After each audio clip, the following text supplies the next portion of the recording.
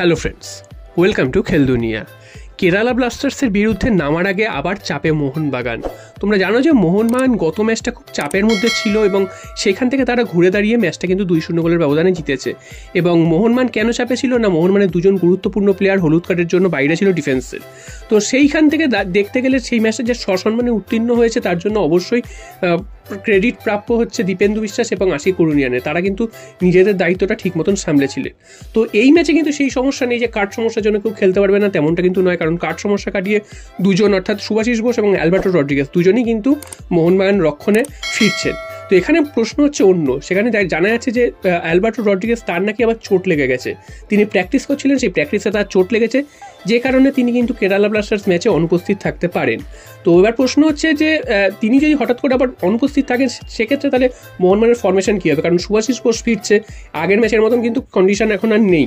তো যদি Alberto Rodriguez শেষ পর্যন্ত নাই খেলতে পারেন তো সেক্ষেত্রে কিন্তু মোহনবাগানের ফরমেশন কী হবে সেটা নিয়ে অনেক কাটাছেড়া হচ্ছে। যেটা জানা যাচ্ছে সেটা হচ্ছে মোহনবাগান ফরমেশন তখন কিন্তু এরকম হতে পারে যে সুভাশিস বোসকে লেফট ব্যাকের জায়গায় তিনি কিন্তু সেন্ট্রাল ব্যাক হিসেবে খেলতে পারেন এবং আশিক কুরুনিয়ানকে লেফট ব্যাকের পজিশনটাই ছেড়ে দেওয়া হতে পারে। কারণ লেফট ব্যাকে আশিক কুরুনিয়ান আগের দিন দুর্দান্ত ফুটবল খেলেছেন।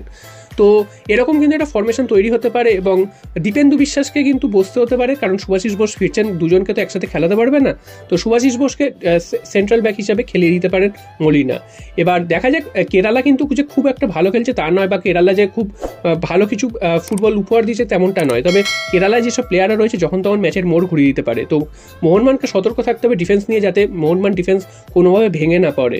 কারণ বারবার ডিফেন্সের একটা শেপ চেঞ্জ হয়ে যাচ্ছে, যেই শেপটা এতদিন একটা তৈরি হয়ে গেছিলো, প্রত্যেকটা ম্যাচে একই ধরনের ডিফেন্স রাখতে পারছিল মোহনবাগান, সেখান থেকে বারবার চেঞ্জ হচ্ছে। এটা কিন্তু একটা দলের পক্ষে খারাপ। যদিও আগের ম্যাচটা যদি দেখে থাকো তোমরা দেখবে যে মোহনবাগান ডিফেন্সের শেপ চেঞ্জ হলো, মোহনবাগান ডিফেন্স কিন্তু একেবারেই জন্য ভেঙে পড়েনি, দুর্দান্ত ফুটবল খেলেছিল। এবার দেখা যাক, এখনও অ্যালবার্টো রড্রিগেজের চোট লেগেছে এবং তিনি চোটগ্রস্ত হয়েছেন সেটা বোঝা যাচ্ছে, কারণ তার পায়ে বরফ টরফ বাঁধা রয়েছে। তো এইগুলো থেকে বোঝা যাচ্ছে।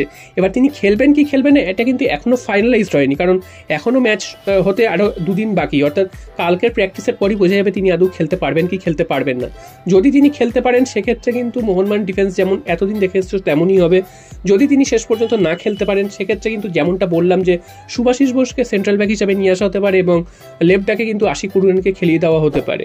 তো এরকম একটা ফরমেশন হতে পারে যদি তিনি না খেলতে পারেন। তবে যদি তার সত্যি খুব গুরুতর চোট লেগে থাকে সেক্ষেত্রে তার খেলার সম্ভাবনা নেই। আর যদিও খেলার সম্ভাবনা থাকে, কোচ হয়তো ঝুঁকি নেবেন না, তাকে একটা ম্যাচ হয়তো বিশ্রাম দিয়ে পরের ম্যাচে হয়তো ফ্রেশভাবে একদম সুস্থভাবে নামানোর চেষ্টা করবেন।